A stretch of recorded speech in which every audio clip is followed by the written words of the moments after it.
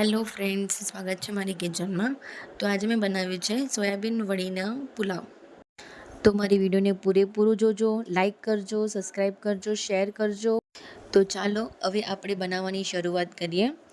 મેં અહીંયા 250 ગ્રામ જેટલા વટાણા લીધા છે, 2 ડુંગળી કટ કરી દીધી છે.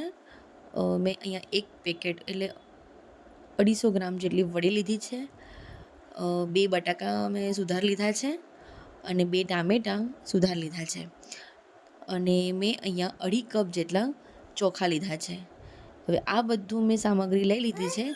તો ચાલો હવે આપણે એને બનાવવાની શરૂઆત કરીશું. તો સૌપ્રથમ પહેલાં આપણે આખો મસાલો તૈયાર કરીશું. તો તેના પહેલાં આપણે જે આગળના વિડીયોમાં જે ગરમ મસાલો આપણે તૈયાર કર્યો હતો, તો એ ગરમ મસાલો આપણે ખાંડલીમાં એડ કરીશું અને પછી તેનામાં આપણે જે આખા ધાણા આવે છે એ આખા ધાણા આપણે એને એડ કરીશું.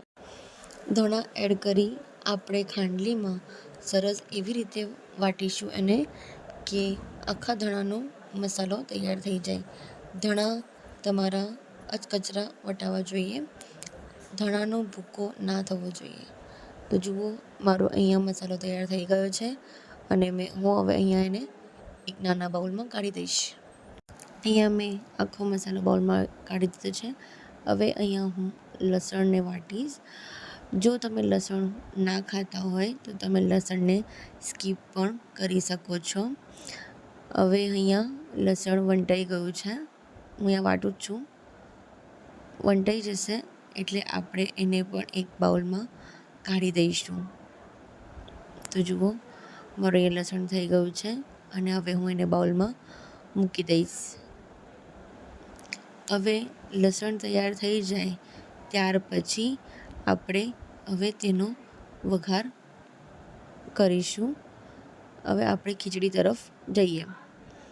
તો હવે મેં અહીંયા ગેસ ફ્લેમ ઓન કરી અહીંયા એક મોટું તપેલી લીધી છે, કેમ કે મારા અહીંયા 6-7 પર્સનનું ખીચડી બનાવવાની છે.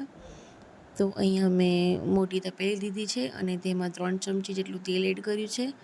હવે તેમાં 2 ચમચી જેટલી રાઈ એડ કરી છે અને 1 ચમચી જેટલું જીરું એડ કરીશું. રાઈ અને જીરું બંને સરસ સતલાઈ જાય એટલે હું અહીંયા લસણની પેસ્ટ જે આપણે કરી છે એ એડ કરીશું. આપણે લસણને બહુ સારી રીતે એને શેકાવા દેવાનું છે અને લસણ બરાબર પૂરેપૂરું શેકાઈ જાય એટલે પછી આપણે તેમાં ડુંગળી એડ કરીશું.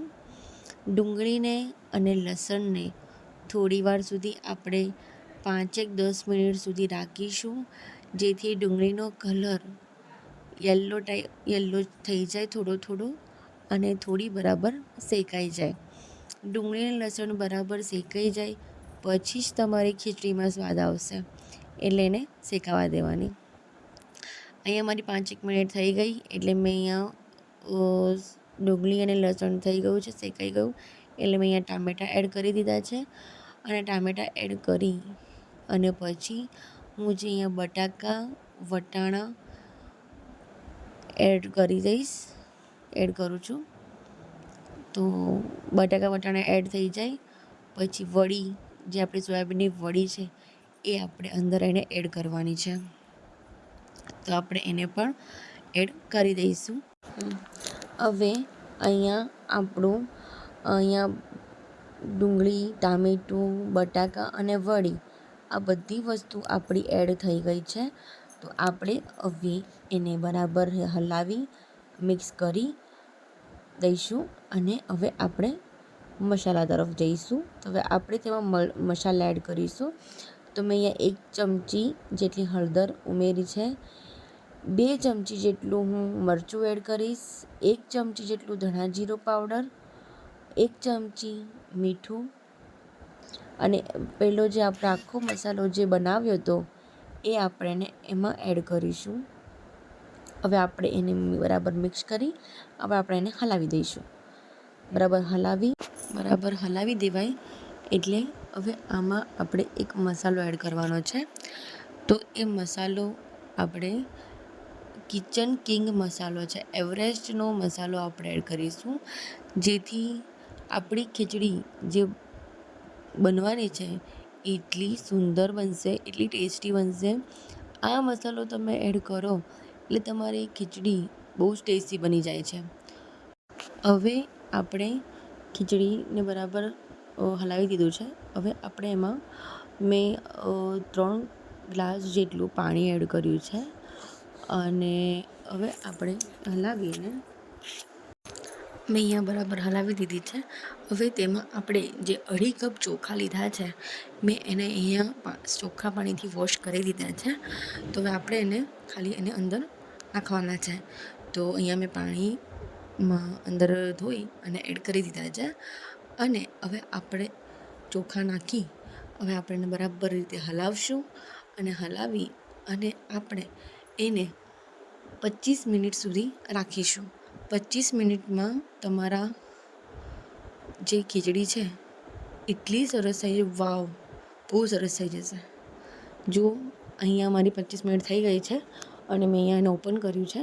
બહુ સરસ ખીચડી થઈ ગઈ છે અને ભાત ચોખા એકદમ ચડી ગયા છે સરસ રીતે.